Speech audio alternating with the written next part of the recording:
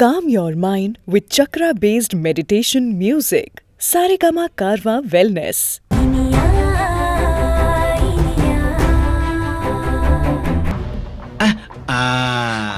சூப்பரா எழுத்து போடுற. பாத்தியா, உன் தங்கச்சி எவ்வளவு புத்திசாலியா இருக்கா. மாமன் பேச்சுக்கு மரியாதை கொடுத்து சட்டனு கையெழுத்து போட்டா. இதுக்கப்புறம் இவளை நல்லா கவனிச்சுக்க.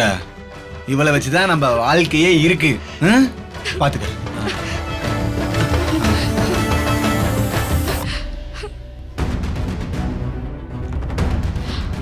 அக்கா, என்ன மாமா மிரட்டினதுனாலதான்க்கா கையெழுத்து போட்டேன். ஆனா நான் துபாய்க்கெல்லாம் போக மாட்டேன்க்கா.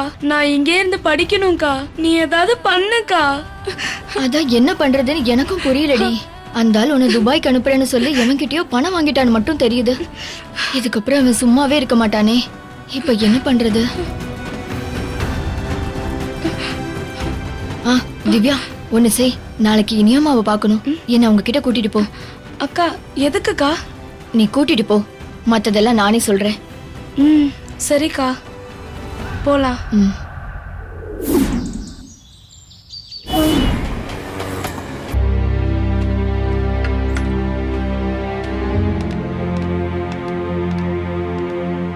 அக்கா.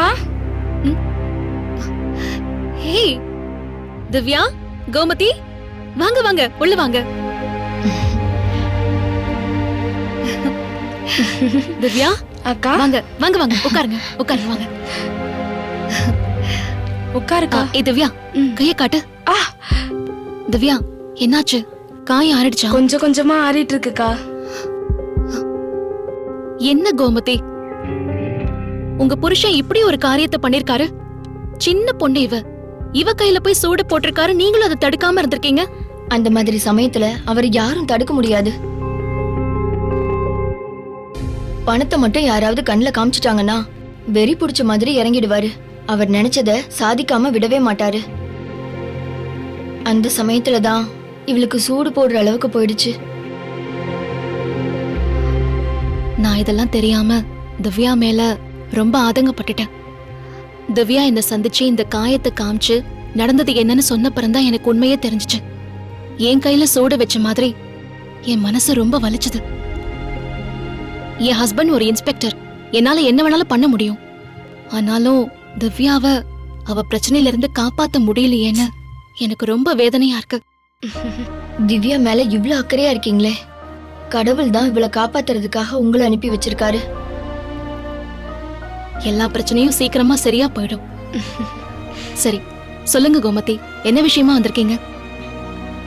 அக்கா, என்ன துபாய்க்கு அனுப்ப போறதா என் மாமா சொல்லிட்டு இருக்காருன்னு சொன்னேன்லக்கா. நான் ஏதோ சும்மா சொல்லிட்டு இருக்காருன்னு நினைச்சேன். ஆனா சீரியஸாவே பாஸ்போர்ட் அப்ளிகேஷன்லாம் வாங்கிட்டு வந்துட்டாருக்கா. பாஸ்போர்ட் ஆபீஸ் போகணும். பாஸ்போர்ட் விசா வந்த உடனே கண்டிப்பா நான் துபாய்க்கு போயே ஆகணும்னு சொல்லிட்டாருக்கா. துபாய் ஷேக் வீட்ல வேலை, நல்ல சம்பளம் அப்படி எல்லாம் சொல்றாரு மேடம். போறதுக்கு முன்னாடி நல்ல புஷ்டியா இருக்கணும்னு சொல்லி பேரிச்சம்பழம், முந்திரி பருப்பு எல்லாம் வாங்கிட்டு வந்து கொடுத்திருக்காரு.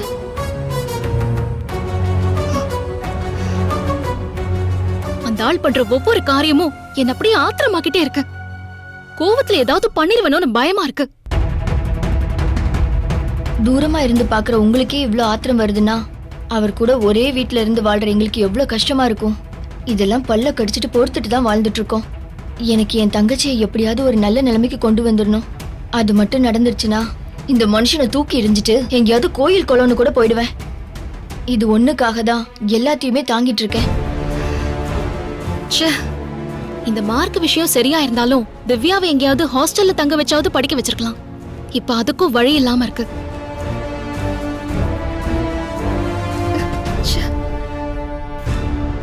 சரி, நீங்க 2 பேரும் இப்ப என்ன முடிவெடுத்திருக்கீங்க? நான் என்ன பண்ணா உங்களுக்கு அது உதவியா இருக்கும்னு நினைக்கிறீங்க? அந்த சேர்மனோட பிஏ வீட்டுக்கு வந்த அன்னைக்கு திவ்யாவை மிரட்டி சூடு போட்டு தான் கையெழுத்து வாங்கினாருன்னு சொன்னோம்ல. அன்னைக்கு எதிர்ச்சியா அங்க நடந்த விஷயத்தெல்லாம் என் போன்ல வீடியோ எடுத்திருக்கேன். அந்த வீடியோ என்கிட்ட இருக்கு. அதை வச்சு ஏதாவது பண்ண முடியுமான்னு கேட்டுட்டு போகலான்னு தான் வந்தேன். இரு, வரேன்.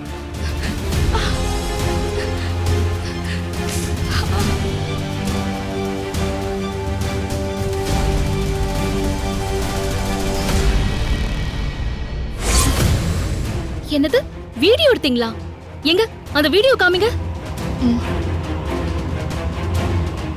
இந்தாங்க மேடம். மாமா மாமா கையெழுத்து போறியா இல்ல சூடு வைக்கவா? மாமா மாமா வேணாம் மாமா. விட்டுரு. அவளை ஒண்ணும் பண்ணிடாத, விட்டுறியா? Saregama TV shows Tamil YouTube சேனல்ல லைக் பண்ணுங்க, கமெண்ட் பண்ணுங்க, ஷேர் பண்ணுங்க, சப்ஸ்கிரைப் பண்ணுங்க.